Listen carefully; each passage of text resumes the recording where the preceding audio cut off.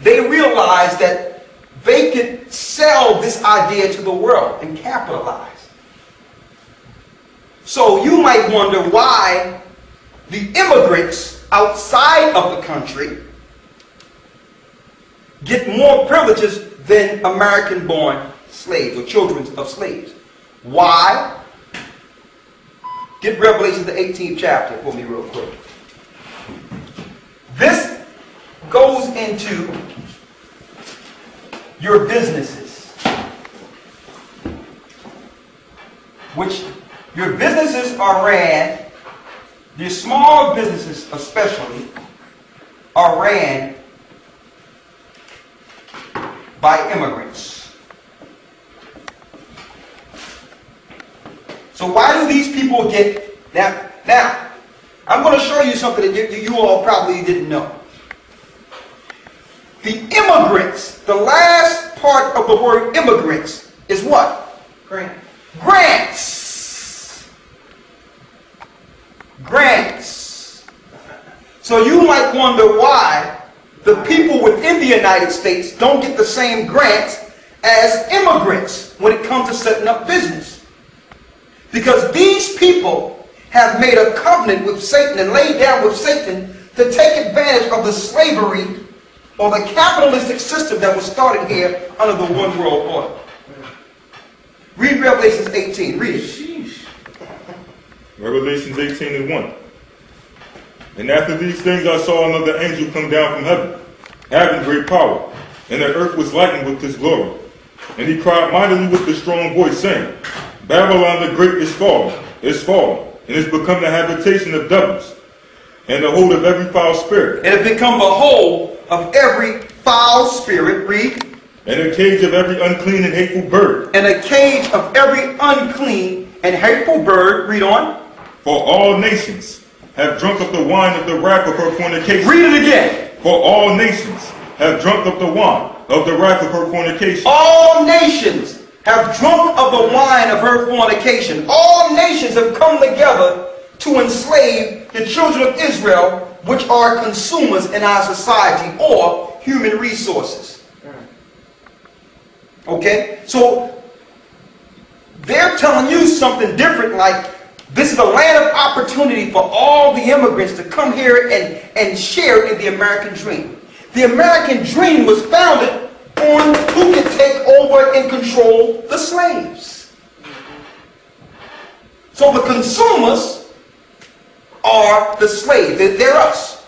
So all the nations have agreed to come over with knowledge of who the children of Israel are to be a part of taking over the slave pool. So the businesses that are set up in your neighborhoods, downtown, are primarily who? Immigrants. Okay? So I'm going to show their part in this plan also. In this plan of what you would call the swine flu and all this garbage. We're going to show that in a moment. Okay? Read on. Verse 3.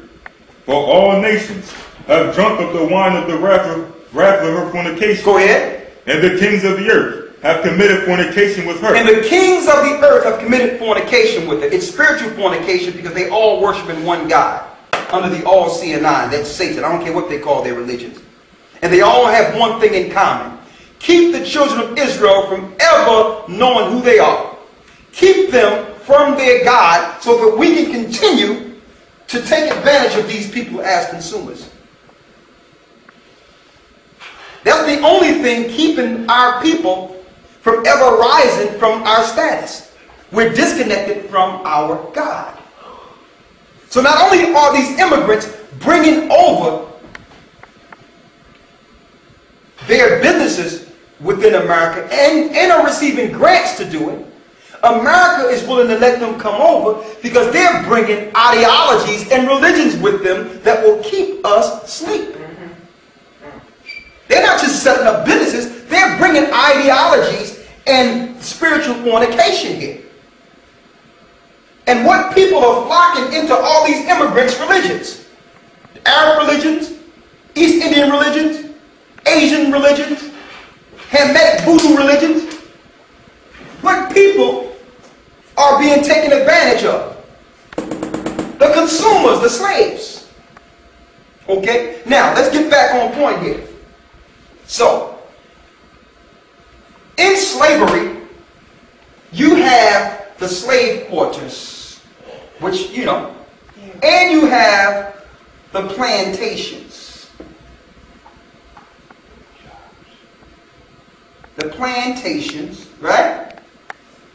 And you have the master's quarters. The master's quarters. Excuse my handwriting, this thing is moving all over the place. Right? You have the master's quarters. Right? Now, the plantation now is where you go to work. Right? And the master's quarters, they made the suburbs. So you notice, when the slaves move into a particular area due to, they might have a little class, which they call, they broke things down in classes. Lower class, middle class, higher class, or upper class. So, when you become to a point where you think you have arrived out of your slave, now, of course, that guy that just got arrested because they claim he broke into his own house is an example of an uppity slave being put in his place. But whenever you feel that you have arrived and you move into the suburbs or move into their territory, they find another area to rebuild and move to. And that area becomes an extended part of the slave quarters. Now, how does this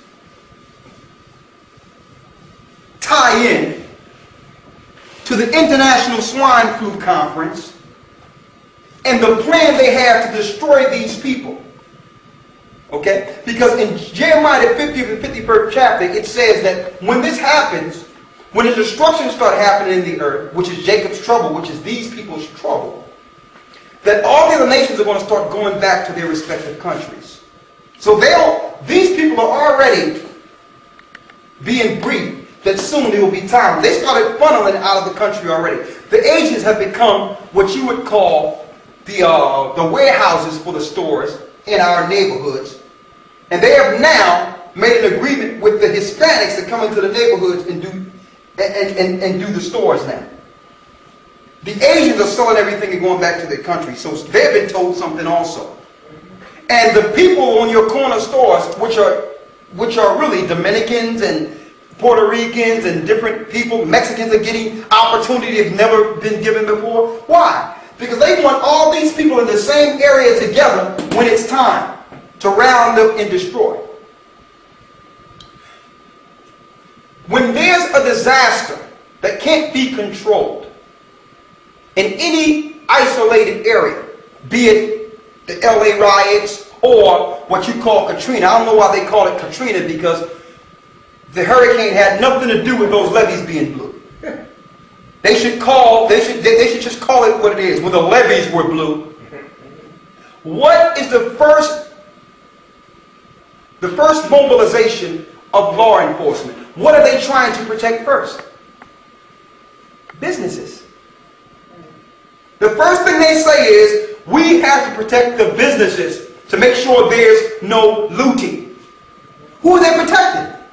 The immigrants.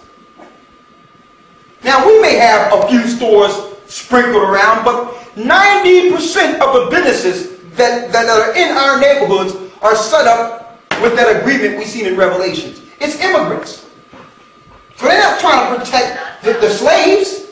The slaves, in any scenario, are the threat. They're the threat. So they protect the businesses first.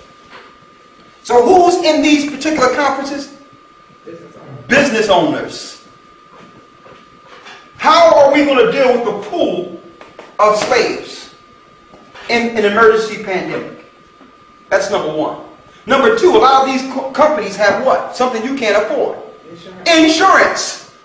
So if anything happens to their businesses, they will get insured. That means they'll get bailed out, and they'll have the money to do whatever they want to do outside of the country. That doesn't apply to the slaves or the consumers.